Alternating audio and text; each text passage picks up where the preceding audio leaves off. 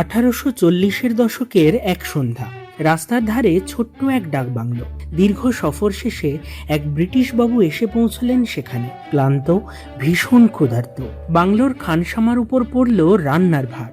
রান্নাঘরে যা আছে তাই দিয়েই বানাতে হবে এমন কিছু যা হবে পুষ্টিকর, ভরপেট ও সুস্বাদু। তাই মাংস, আলু, আনাজ, হাতে বানানো মশলা, সেদ্ধ ডিম, এই সব একসাথে ধীরে ধীরে কষিয়ে তৈরি হলো এক অনন্য পদ। ডাকবাংলোতে জন্ম বলে এই পদের নাম রাখা হয় মাটন ডাকবাংলো।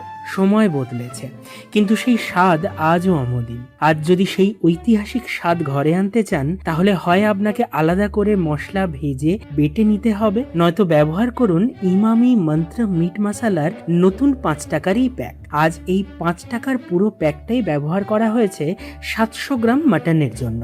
এটি তৈরি হয়েছে ক্রায়ো গ্রাইন্ডিং টেকনোলজি দিয়ে, যাতে মশলার প্রাকৃতিক স্বাদ আর সুগন্ধ একদম অক্ষত থাকে। ফলে রান্নায় পাওয়া যায় দীর্ঘস্থায়ী ফ্রেশ সুগন্ধ আর একদম হাতে বাটা মশলার মতো স্বাদ। খাঁটি স্বাদ, খাটনি বাদ। এইবার ইমামি মন্ত্র মিট মশালা ট্রাই করুন তাড়াতাড়ি।